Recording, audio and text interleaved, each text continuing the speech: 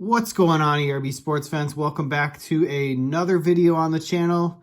We are almost at 200 videos. Would you guys believe that or not? That's pretty impressive considering we only got 350 subscribers.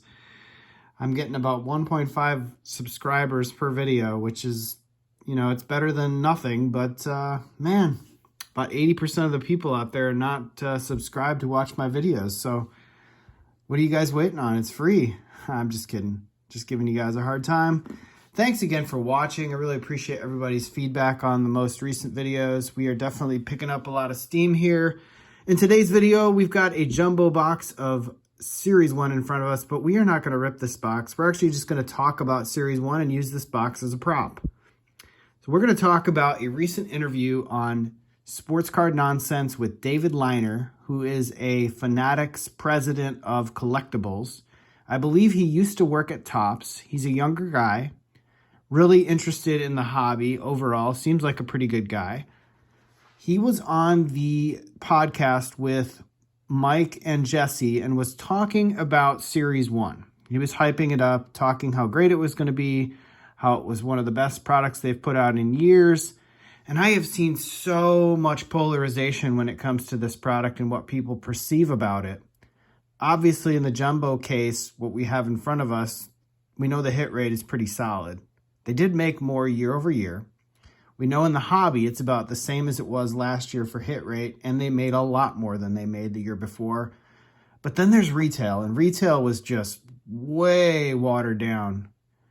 And I understand they didn't want to add any parallels. They wanted to make sure that it was a product for everybody, and that's kind of what it is. It's a product for everybody. If you want to go buy a blaster box, maybe a one-off blaster box, actually I don't have a prop I can use, but if you want to buy one blaster box or one hanger box just to have a little bit of fun, kind of like pulling a reel on a slot machine, I don't see any problem with a low hit rate. Just know that your low hit rate doesn't guarantee you anything. There's a very, very good chance you could open up 20 of them and hit absolutely nothing. But if you go to a local casino and you put a $20 bill into a slot machine, don't you kind of have to expect the same thing? So it really is no different.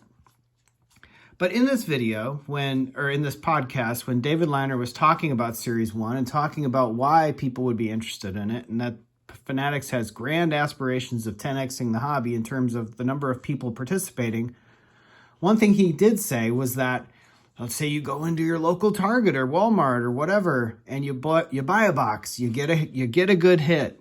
And then you go to your local hobby shop, you buy some supplies, maybe you pick up another box.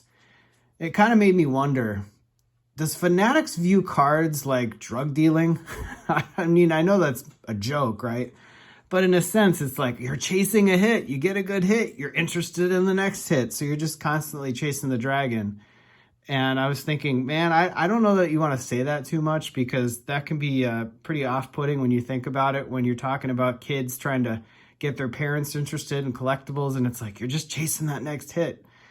Don't be greedy. Don't be too crazy with your money. So Topps, Fanatics, whomever you are called now, I will say that overall the way you've approached Series 1 is pretty decent. I love the fact that you put hobby as an emphasis in terms of having value in the hobby, but and the price point up front was pretty low, and that was very, very good to see, and I appreciated that.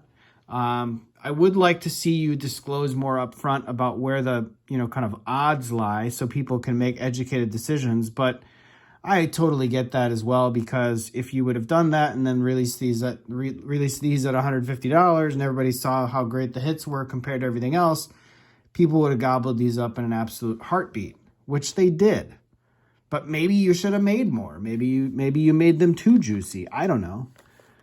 I don't know what I'm going to do with this box in particular. I might sit on it. I've got a couple of these sitting upstairs. I think I have 3 or 4 total that my wife came home with from the hobby shop. I got them in at a $150 price point. I'm kind of glad I did. I don't think I'm going to open any Series 1. I'm probably just going to sit on this box and kind of let it kind of simmer and see what happens. But anyway, going back to what David Leiner was saying in that video about Topps Series 1, he talked about using MLB players as sort of marketing tools, whether it be like Julio Rodriguez or other players when they're going to have spring training, and just kind of trying to create a little bit more buzz around it. I do appreciate that. I mean, that as a collector or even somebody who's interested in the card hobby, if you're going to market it more, like he said in the video, a rising tide lifts all boats. So the more interest that's in the hobby, anybody who's been previously in the hobby who's seen kind of devaluing of their cards over the last 2 to 3 years will obviously want that buzz to continue going forward. So we'll have to wait and see. I think what we'll end up seeing with Topps Series 1, retail will sit on shelves. There'll be a lot of it. It will be everywhere. You'll kind of get sick of it after a while, and then people will move on to something else. Then you'll see Series 2 come out. You'll probably see a lot less printed than you did Series 1, but the hit rate still won't be very great. And then we have Update, and we'll have to just see who ends up, kind of materializing when it comes to bringing them up to the majors this year in MLB. You might see some players that pop off in the, May, June timeframe who end up in Update, and that product will probably be one of the flagships to get the most. And the hit rate in there wouldn't be so bad considering what they did with Series 1. So that is kind of all I want to talk about with Series 1. Overall, I think David Leiner is on the right track when it comes to trying to bring new people in the hobby.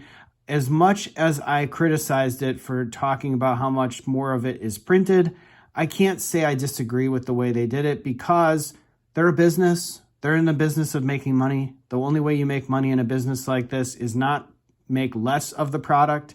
It's to drive interest, to get more of the product into people's hands.